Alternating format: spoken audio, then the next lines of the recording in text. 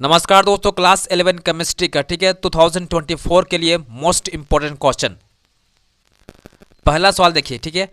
How many significant figures are present in 1260। ठीक है, देखो जब भी आपका नंबर रहेगा, ठीक है, इस प्रकार नंबर रहेगा और आगे जीरो रहेगा ना, उसको काउंट मत कीजिए, ठीक है।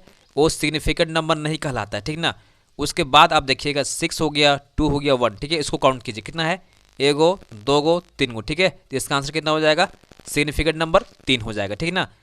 नंबर के बाद, ठीक है, ध्यान दीजिएगा, इस नंबर के बाद आगे जीरो जो रहेगा ना, उसको काउंट मत कीजिएगा सिग्निफिकेंट फिगर में, ठीक है ना। अब सेकंड क्वेश्चन देखिए, मोस्ट इंपोर्टेंट क्वेश्चन, ठीक है। The empirical formula of compound CH3COOH, इसको बोलते हैं एसिटिक एसिड, इज व्हाट, ठीक है। इसको समझिए कैसे निकालते हैं, ठीक है। देखो पहले आपको लिखना है C, ठीक है, is to H is to O, ठीक है ना। अब देखो C कैट है, काउंट कीजिए, एक यहाँ पर एक यहाँ, ठीक है, 2 हो गया, 2 कीजिए, ठीक है। H का एक है 4 होना, 4 कर दीजिए, ठीक है। और O कैट हो 2 गुना, 2 कर दीजिए, ठीक है। इसको 2 से भाग लगाइएगा, ठीक है। 2 1 जा 2 हो जाएगा, 2 2 जा 4 हो जाएगा, 2 1 जा 2, ठीक ना। तो आपका होल नंबर रेशियो आ गया 1:2:1, ठीक है ना। अब कुछ मत कीजिए, ठीक है। C कैट हो गया ए गुना, तो C 1 हो जाएगा, ठीक है।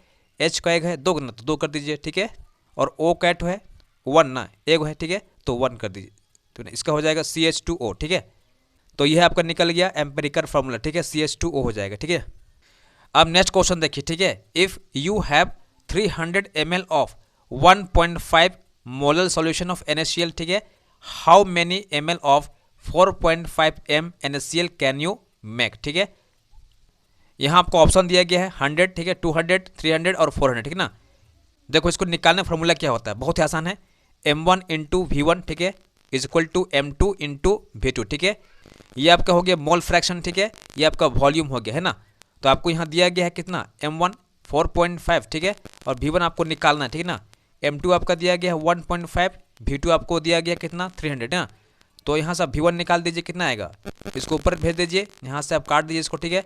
3 बार में कटेगा, यहाँ से काटोगे, आपका आएगा आंसर कितना 100, ठीक है। इसका आंसर क्या होगा हम लोग का 100 ml, ठीक है।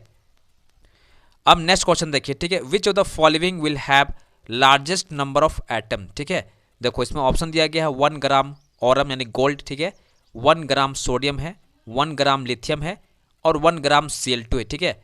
देखो इसका कॉन्सेप्ट क्या है बनाने का, ठीक है, बहुत ही आसान कॉन्सेप्ट है, ठीक है। याद रखिएगा, जिस भी एलिमेंट का, ठीक है, जिस भी एलिमेंट का मास नंबर, ठीक है, जितना कम होगा, जितना कम होगा, ठीक है, याद रखिएगा, जितना कम होगा, ठीक है ना, उसमें लार्जेस्ट नंबर ऑफ एटम होगा, ठीक है। तो इसका आंसर क्या होगा हम लोग का, ऑप्शन नंबर C होगा, ठीक है। लिथियम का सबसे कम होता है 7, ठीक है।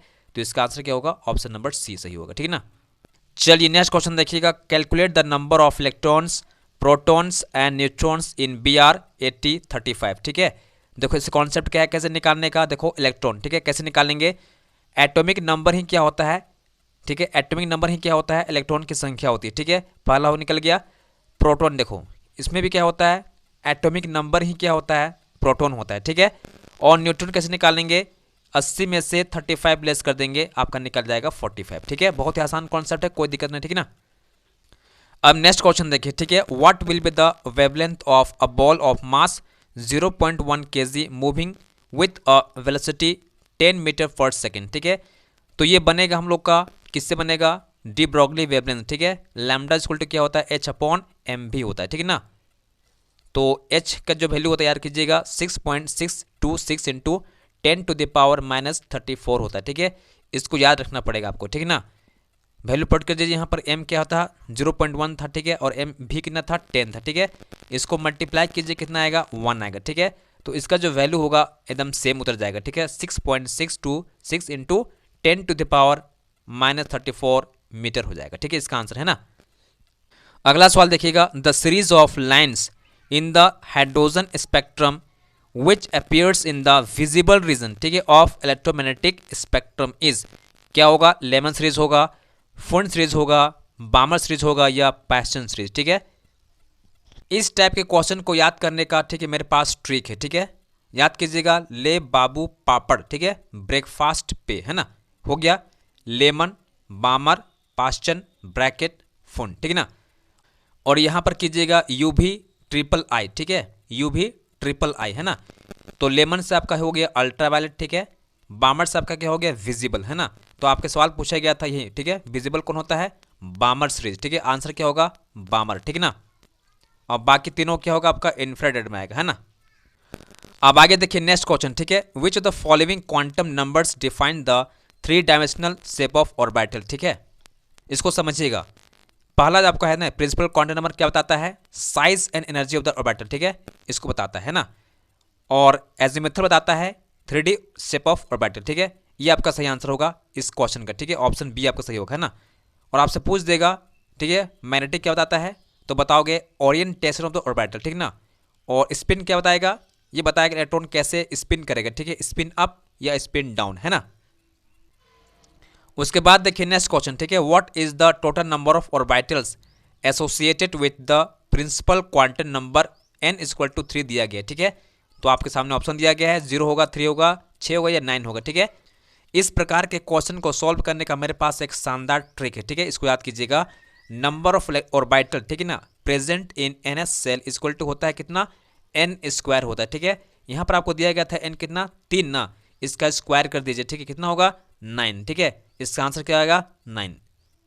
अब नेक्स्ट क्वेश्चन देखिएगा, which of the following species is iso electronic with CH4, ठीक है। What do mean by iso electronic, इसका मतलब होता है सेम नंबर ऑफ इलेक्ट्रॉन, ठीक है। तो कैसे निकालिएगा CH4 का, इसका होगा, देखो कार्बन कितना होता है, एटॉमिक नंबर कितना होता है 6 ना, एटॉमिक नंबर ही क्या होता है, इलेक्ट्रॉन की संख्या होती है, ठीक है, तो इसका 6 हो जाएगा, प्लस कीजिएगा, ठीक है, H का 1 होता है लेकिन 4 से मल्टीप्लाई कीजिएगा, चूंकि H कितना 4 है ना, तो 4 से मल्टीप्लाई कर दीजिए, कितना होगा 10 इलेक्ट्रॉन हो जाएगा, ठीक है। और यहाँ ढूंढिए किसका 10 होता है, नियोन का होता है, ठीक है, तो इसका 10 हो जाएगा, तो इसका आंसर क्या होगा, ऑप्शन नंबर सी, ठीक है।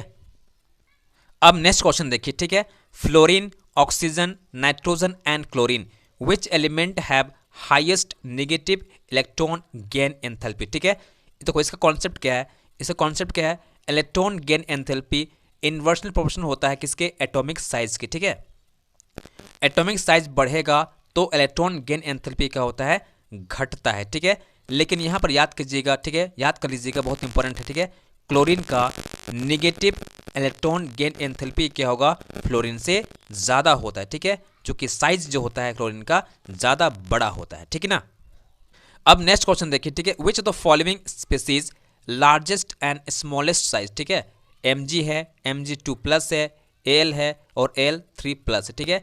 तो याद कीजिएगा कॉन्सेप्ट क्या है, जिस भी एलिमेंट का कैटायन, ठीक है, जितना ज़्यादा होगा उसका साइज भी क्या होगा, उतना ही छोटा होगा, ठीक है ना। याद कर लीजिए, इसमें 3 है ना, इसका साइज क्या होगा, छोटा होगा, ठीक है। तो सबसे छोटा हम निकाल लिए, इसका क्या होगा, Al3 होगा, ठीक है ना। लेकिन अब आता है बड़ा साइज किसका होगा, ठीक है, Mg का होगा या एल्युमिनियम का होगा, ठीक है। तो इसका भी कंसेप्ट है, ठीक है, ऐसे नहीं बनेगा, ठीक हो। Atomic radius decrease across the period, ठीक है, याद कीजिएगा, atomic radius decrease across the period, ठीक है। तो Mg और Al, ठीक है, यानी कि मैग्नीशियम और एल्युमिनियम पीरियड 3 में आता है, ठीक है, थर्ड पीरियड में लोग आता है, ठीक है। तो ये पहले आता है, Mg पहले आता है, एल्युमिनियम बाद में आ रहा है, ठीक है। तो इसका साइज क्या होगा, घटेगा, ठीक है, इसका साइज घटेगा, इसका साइज बढ़ेगा, इसीलिए क्या होगा, Mg का साइज बड़ा होगा, लार्जेस्ट होगा, और छोटा कौन होगा, Al3 होगा, ठीक ना, याद कीजिएगा।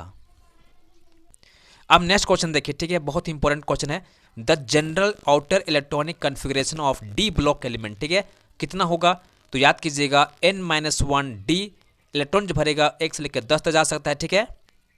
और यहाँ लास्ट में होगा NS, ठीक है, इलेक्ट्रॉन जो भराएगा यहाँ से S में 1 से 2 तक जा सकता है, ठीक है। यहाँ पर कोई भी F ब्लॉक एलिमेंट नहीं होगा, इसको याद कीजिएगा, ठीक है। अब नेक्स्ट क्वेश्चन देखिए, ठीक है, the dipole moment of barium chloride is what, ठीक है।